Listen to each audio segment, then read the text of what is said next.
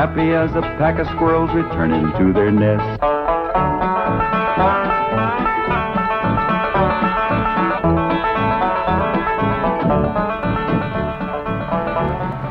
Hi, Thunder Granny, the old place ain't changed a bit. Pretty as ever. Prettier with the snow. Excuse me, Pa, but I got some friends to say howdy to. Yes, sir. They just don't make houses like this no more. Sure don't make them in Beverly Hills. I'll go get the bags, Uncle Jed. Reckon they just can't get wood like this. My grandpa chopped down the trees and built this all by hand. You say your grandfather built this cabin? He sure did. Oh, he must have been a remarkable man. He sure was. He finished the cabin in the morning, went to town, found a girl, courted her, married her, and carried her across that doorstep all before sundown. Tell me, Granny, was that 18 and 97 or 18 and 98? 18 and 98. Yeah, that's right. She was 18 and Grandpa was 98. You say he was 98 and his bride was 18? That's right. Marriage didn't work out too good. Well, I don't doubt it. Yeah, Grandpa made the mistake of having his ma come live with him. Awful bossy old woman. Wouldn't let that little bride do nothing. Did everything herself. Your family has remarkable longevity. No. Yeah, they stretched the truth a little, too. Oh? Grandpa was the day over 90 when he married that girl. And his ma didn't bust up the marriage. That poor little bride just wore out, having so many young'uns to take care of. Oh, what happened to Ellie Mae? Well, she just went to say howdy to some of her friends.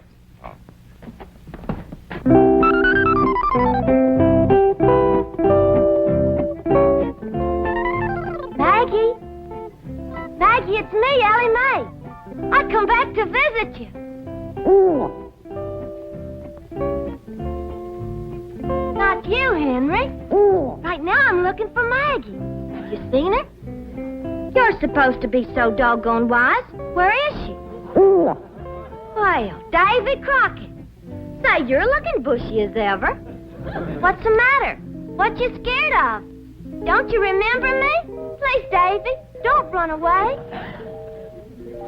Oh, howdy, Mr. Beaver. It's me, Ellie. What you kicking snow at me for? Oh, please, Mr. Beaver, come back. Hi, Mr. Foxy. It's me, Ellie. Come back. Clampett, I certainly appreciate your letting me use your cabin as a field headquarters. I've got a few things in the bedroom. I'll get them out. No need for you to do that, Mr. Brewster. We're just going to be here a couple of days. Granny and Ellie can use the bedroom, and you and me can kind of curl up here in front of the fire. That's mighty kind of you, Mr. Clampett. But I'll find a place to stay in town. Well, no need for you to drive all that way through the snow. Why, you're here, you're by the oil field, and Granny cooks up a big meal that really sticks to your ribs. What you cooking tomorrow, Granny? My special Christmas holiday victuals. We'll start with red cabbage and green turnip tops, swimming with sorghum. Then what I call my heavenly hash. That's grits and chitlins, possum belly, hog jowls, and catfish. All minced together and simmered in gopher gravy. Folks talking. Now there's victuals you won't forget in a hurry.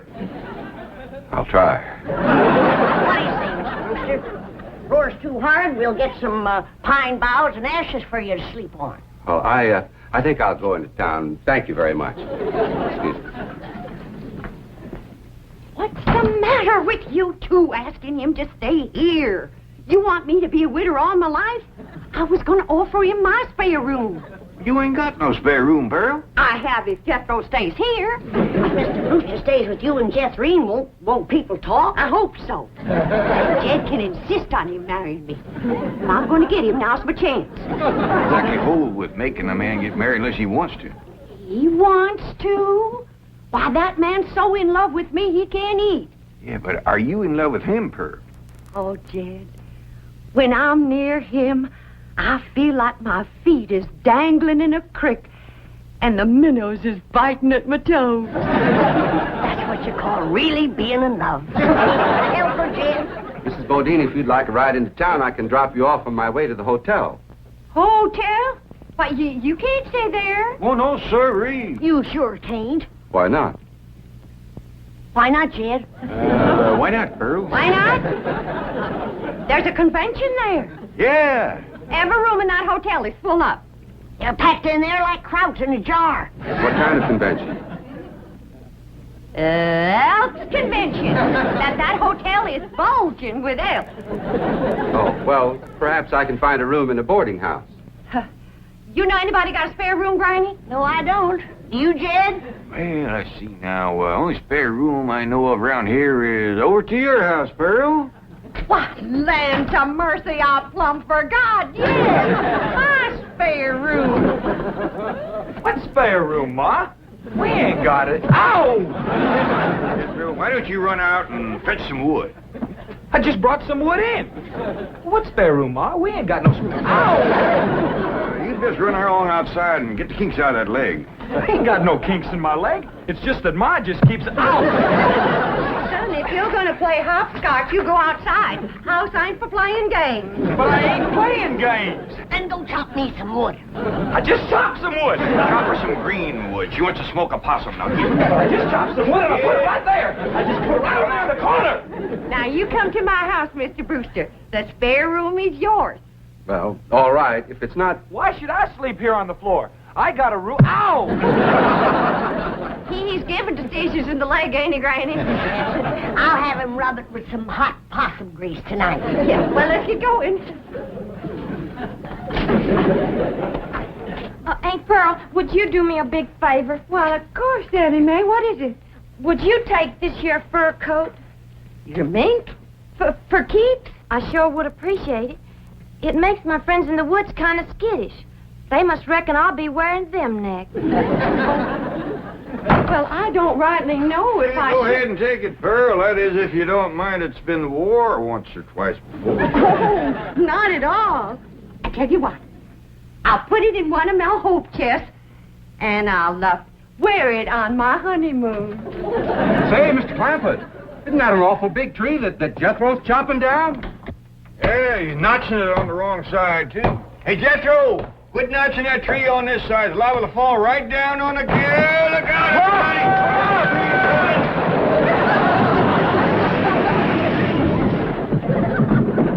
everybody! It missed us. Praise the Lord. Well, the tree missed. We can get up now. Well, he might be chopping another one. Let's wait and see.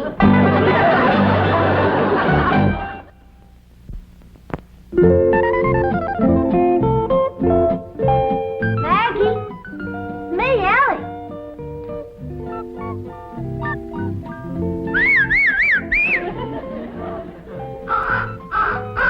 Freddie, you old rascal.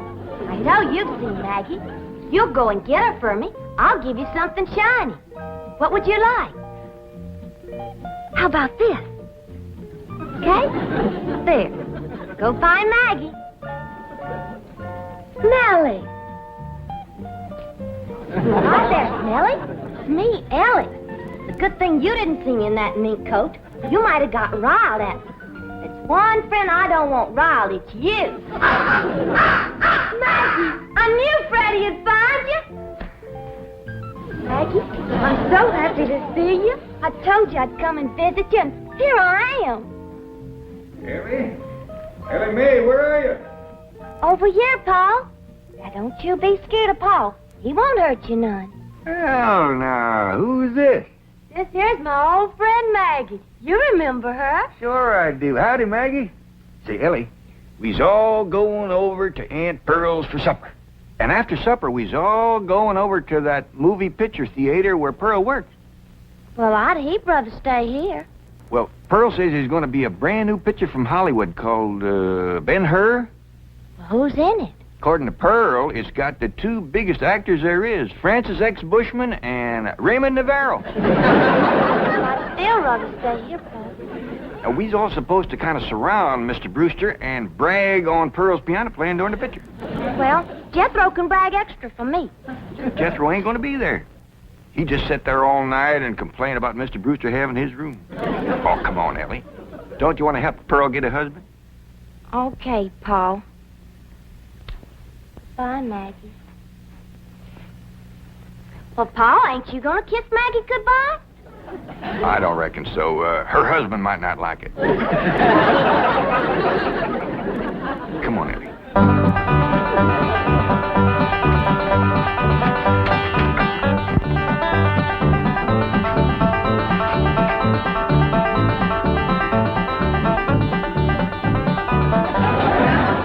Come on, everybody. Well, doggy. Jethro, here's a picture of your ma.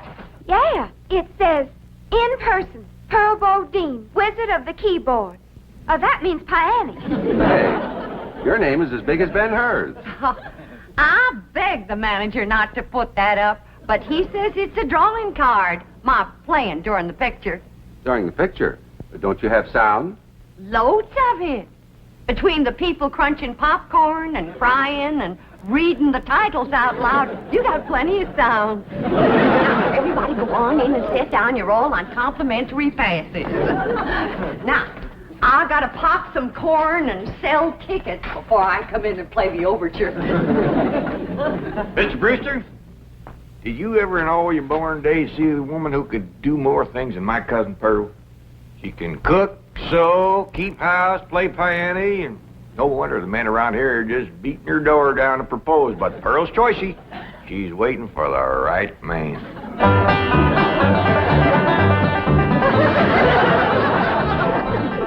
Here's some St. Pearl.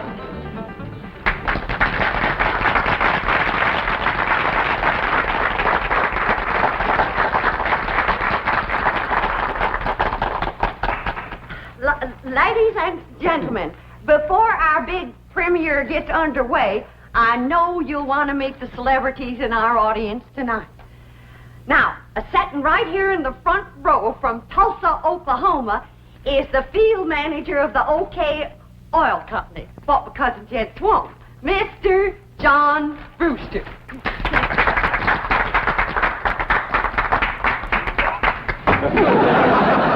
Who's that tomato? Come on.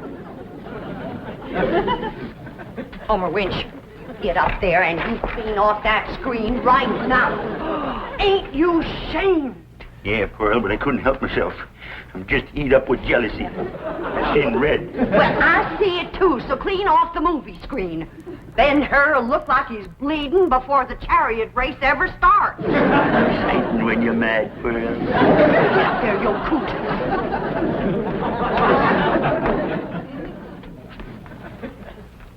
And now, folks, you're going to meet a real live millionaire and his family all the way from Beverly Hills, California. Your friends and my kinfolk, the Clampetts. Jed, Granny, Ellie Mae.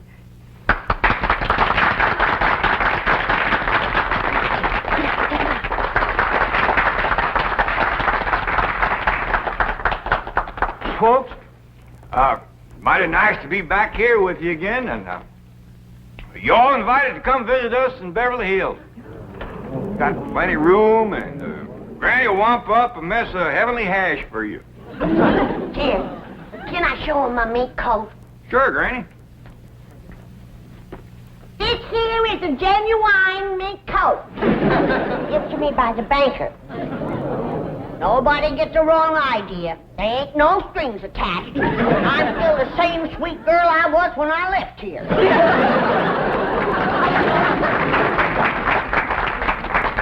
And now, folks, I got a real big surprise for you. As you know, those that can read, the picture for tonight is Ben-Hur, and I have wrote and composed a special song in honor of the chariot race, which is the most exciting part of the picture. And this here special song is going to be sung by my daughter, Jethro. Say goodbye, Jethro.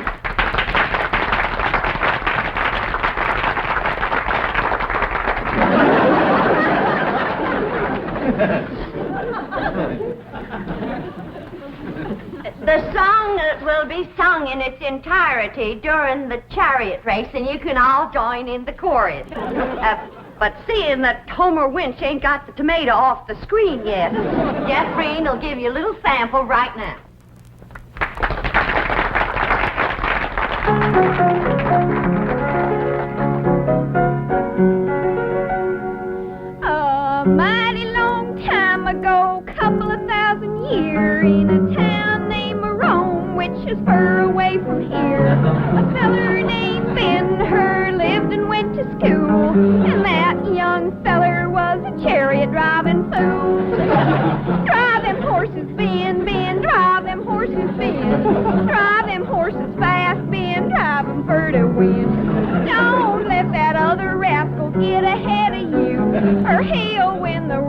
saying that'll never do.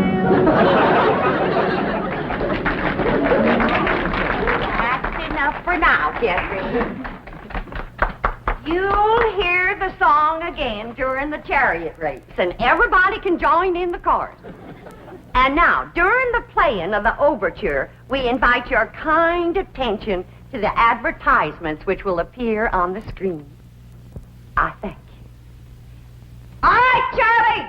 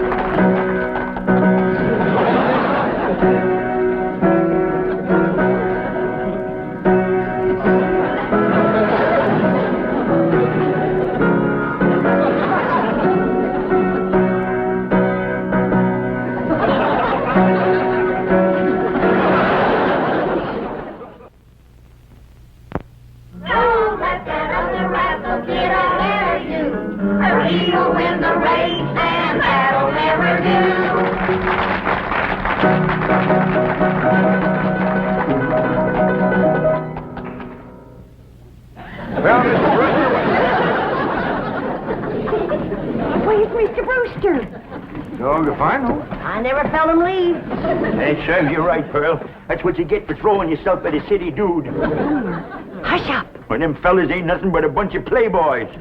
Just like bees flitting from flower to flower, grabbing up the honey.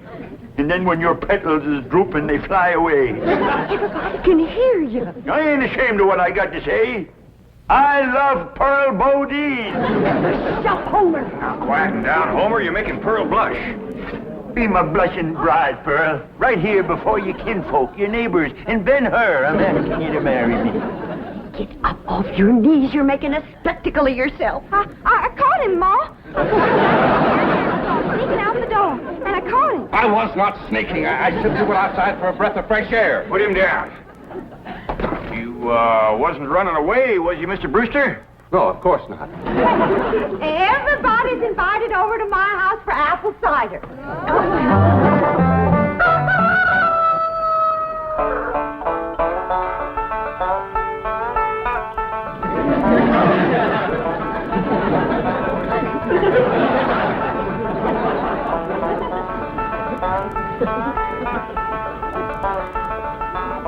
Jed, wake up. Jed, you too, Jethro. Come on now, get out from underfoot, both of you. Hey, we was up late last night. Yeah, Granny, we want to sleep. It ain't what you want that makes you fat, it's what you get. Getting up off that floor.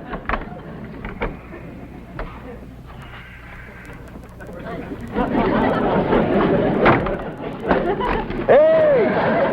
What do you want to do that for? Yeah, that's cold. Now, when I say get, you get. Floor is cold and hard. You're getting soft from city life. Now get dressed, and get washed, and get packed. Packed! You heard what I said. I ain't gonna spend another night in this place. Not with that wild daughter of yourn. I didn't sleep a wink. Appears to me like you're getting a mite soft from city living, too. Time was when you never minded sharing a bed with Ellie Mae. I still don't mind sharing a bed with Ellie Mae. But I draw the line when it comes to sharing with them others. What others? Well, there was an owl, and a squirrel, a crow, and a fox, a possum, and a skunk, and a porcupine. Well, I'll go in and speak to Ellie Mae. I wouldn't go in there if I were you unless you want them flannels took right off you. What are you talking about? You know where my mink coat is right now? Where?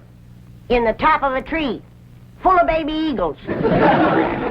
Their mama and me fought for nigh on to 10 minutes for that coat.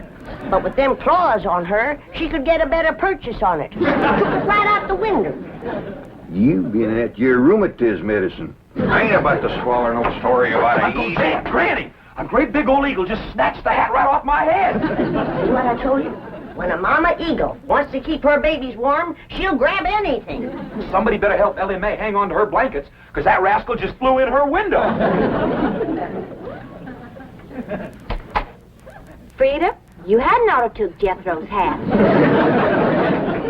Never mind about Jethro's hat. Ask her to bring back Granny's mink coat. Only if she wants to, of course. Frida, you bring back Granny's mink coat. And if she's took any suitcases, see if you can get them back, too. We's packing up. Sit down. Oh, excuse me, ma'am.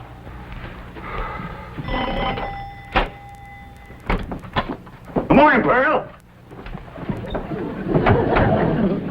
Homer Winch, I told you and I told you, don't come into my house without I invite you. I happen to be here in my official capacity as a jitney driver. You want no jitney? Well, Mr. Brewster does. Don't say nothing to Mr. Brewster, and I'll bake you 2 pies. Pearl, there's only one way you can seal my lips and stop my jitney. And that's with a smack. All right? No, I said that kind. I mean, with a kiss. A kiss? That's my price. Take it or leave it. Homer! Why, that's the most shocking, disgusting, insulting, disgraceful... Oh, Mr. Brew... Pearl? Where'd you go, Pearl?